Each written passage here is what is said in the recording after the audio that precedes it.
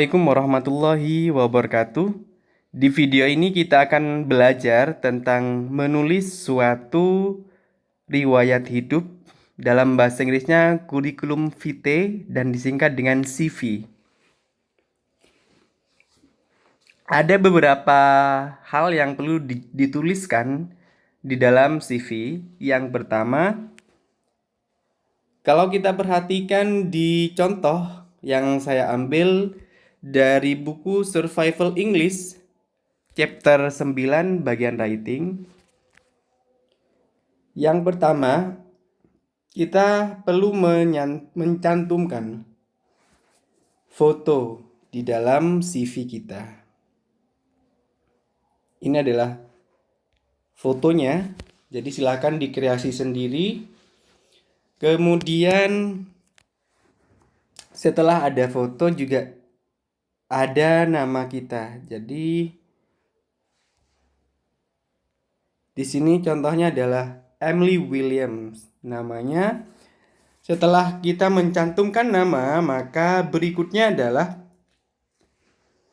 yang ketiga, satu gambar, satu foto, dua nama, tiga adalah teaching experience.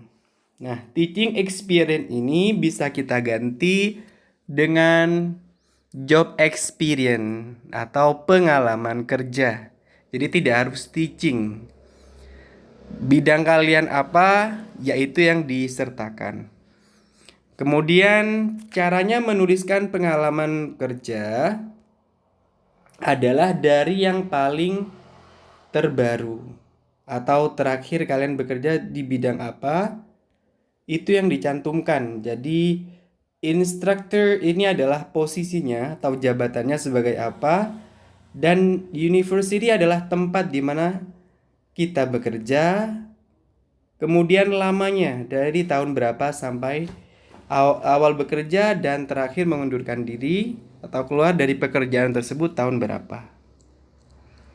Jika tidak keluar, maka boleh ditulis sampai terakhir kali kita bekerja, sampai sekarang misalnya. Jadi misalnya 2016 to 2022, bisa seperti itu. Kemudian berikutnya adalah penjabaran dari pekerjaan sebagai instruktur. Di sini dia bekerja atau mengajar di bidang American History, sejarah Amerika, kemudian History of Technology. Jadi dua mata kuliah ini yang dia ajar di kampus atau di Universitas of Center City.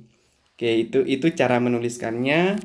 Kemudian diikuti dengan pengalaman sebelumnya juga, yaitu teaching assistant di universitas yang sama.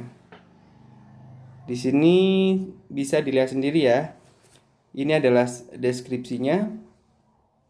Kemudian pembahasan berikutnya atau nomor 4.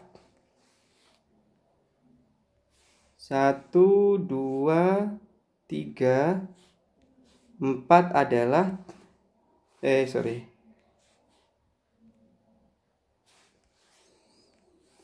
Yang keempat adalah education.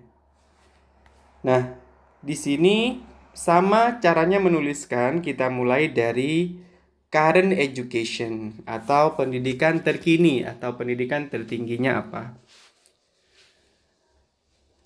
Di contoh ini, Emily ini pendidikan tertingginya adalah S3. Di S3-nya atau di bagian deskripsi setelah menuliskan PhD History University of Center City 2018. Jadi kuliah S3 sejarah di Universitas Center City, dan yang dituliskan berikutnya adalah judul penelitiannya. Karena dia S3, maka yang dituliskan adalah judul dari disertasinya. Jadi ini adalah judul ya. Judul disertasinya.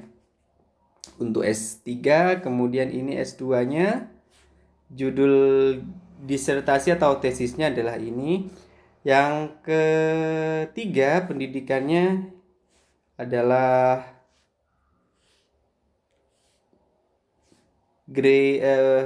Bachelor of Art ya. BA itu adalah Bachelor of Art, American Studies. Jadi dia lulusan S1-nya adalah American Studies di bidang American Studies atau di jurusan American Studies, Roger College 2010.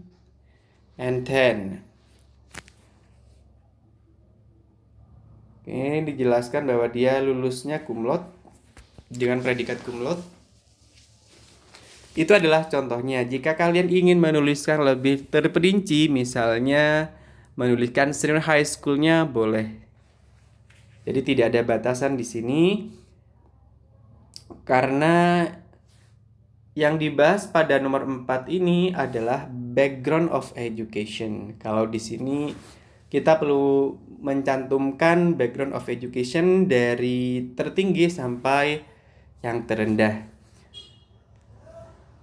Nomor 5 adalah honor of an award. Jadi prestasi ataupun penghargaan yang pernah diraih. Sama cara menuliskannya adalah dari yang paling terbaru. Di sini Best Dissertation Award. Jadi dia mendapatkan penghargaan disertasi terbaik. Di mana University of Center City tahunnya 2018. Kemudian dijelaskan secara singkat apa yang dia raih. Receive award for best dissertation in the humanities. 3 awards are given each year to PhD graduate in humanities, physical sciences, and social and behavioral sciences. Itu adalah deskripsi dari prestasi yang dia dapatkan di bidang disertasinya. Berikutnya diikuti oleh James Deward, itu adalah penghargaan keduanya. Dan yang terakhir adalah Phi Beta Kappa Invited Junior Year at Roger College. Oke.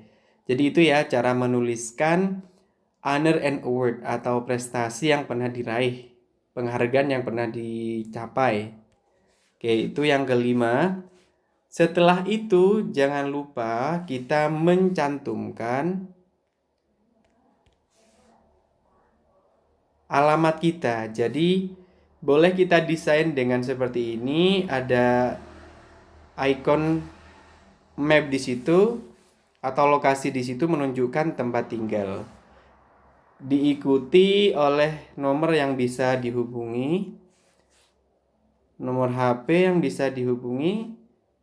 Nah, phone di sini ada nomor teleponnya, sel ini maksudnya nomor HP. Jadi ada perbedaan di situ. Kalau kalian ingin mencantumkan nomor WA juga boleh. Dan yang terakhir adalah alamat emailnya. Email.com itu adalah alamat emailnya.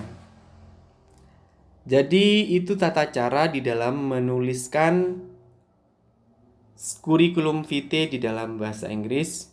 Mudah-mudahan bisa dipahami dengan baik. Saya akhiri. Assalamualaikum warahmatullahi wabarakatuh.